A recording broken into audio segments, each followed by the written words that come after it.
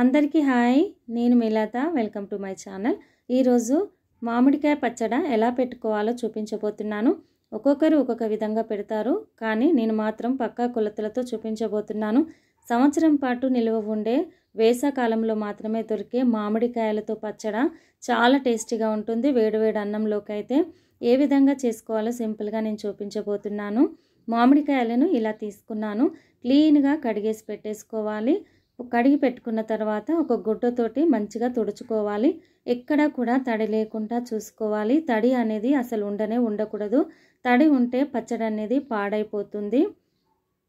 ఇలా అన్నీ కూడా కడుక్కున్న తర్వాత ఈ ముందుగా ఉన్నటువంటి తీసేసుకోవాలి. ఇలా కట్ చేసి పెట్టుకున్న తర్వాత నేనైతే ఇంట్లోనే కట్ చేసుకుంటూ ఉన్నాను. ఎందుకంటే నేను చిన్న కాయలు తీసుకున్నాను, ఈజీగా కట్ అయిపోతాయి. మీరు కావాలంటే మార్కెట్లో కూడా కట్ చేసుకోవచ్చు. ఇలా అన్నీ కూడా ఈక్వల్గా కట్ చేసుకోవాలి. సెంటర్లో ఉన్న జీడి అనేది తీసేసుకోవాలి. ఒకే సైజులో వచ్చేటట్టు కట్ చేసుకోవాలి. మ్యాంగోస్ అనేది నీడలోనే ఆరబెట్టేసుకుంటే మనకు తడి లేకుండా అయిపోతాయి అన్నమాట. ఇప్పుడు దీనిపైన ఉన్నటువంటి లేయర్ అనేది తీసేసుకోవాలి. ప్రతి ముక్కకి మనము ఇలాంటి లేయర్ ఉంటే తీసేసుకోవాలి. అప్పుడే పచ్చడి అనేది బాగా ఉంటుంది. ఈ విధంగా అన్ని కట్ చేసుకున్న తర్వాత నేను ఒక గిన్నెతోటి కొలతలు చూపిస్తూ ఉన్నాను. నాకు ఈ గిన్నెతోటి అయితే 3 గిన్నెల వచ్చింది మామిడికాయ ముక్కలు అనేది. ఇప్పుడు మొదటిగా ఒక్కొక్క స్పూన్ ఏమేసుకోవాలో చూపిస్తూ ఉన్నాను. పసుపు 1 టేబుల్ స్పూన్ వేసుకోవాలి.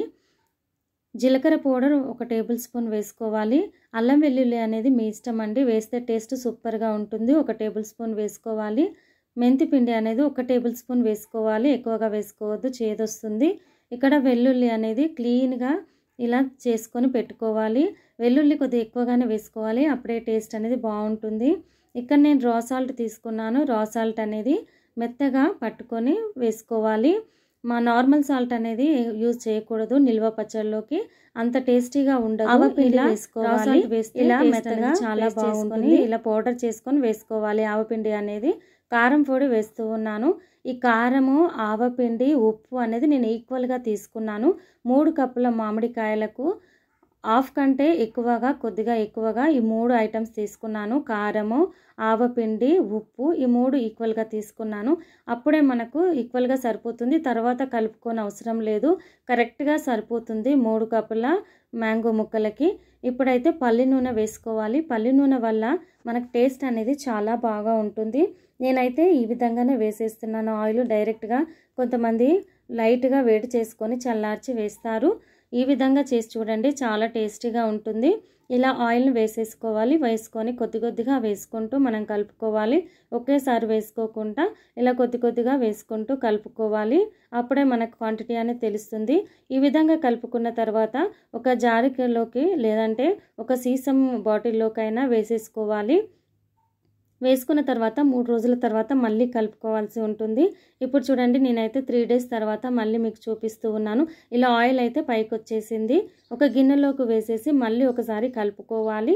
ఈ విధంగా కలుపుకుంటే మనకు మామిడికాయ పచ్చడి అనేది రెడీ అయిపోతుంది తినడానికి. ఫస్ట్ నేనైతే ఇందులో చూడండి, ఇప్పుడైతే ఏమీ కలపట్లేదు. ఎందుకంటే మామిడికాయలు 3 గిన్నెలు వచ్చాయి. ఆ 3 గిన్నెల మామిడికాయలకు నేను హాఫ్ కంటే ఎక్కువ పౌడర్స్ తీసుకున్నాను. నాకైతే ఈక్వల్గా సరిపోయాయి. సాల్ట్ కూడా కరెక్ట్గా సరిపోయింది.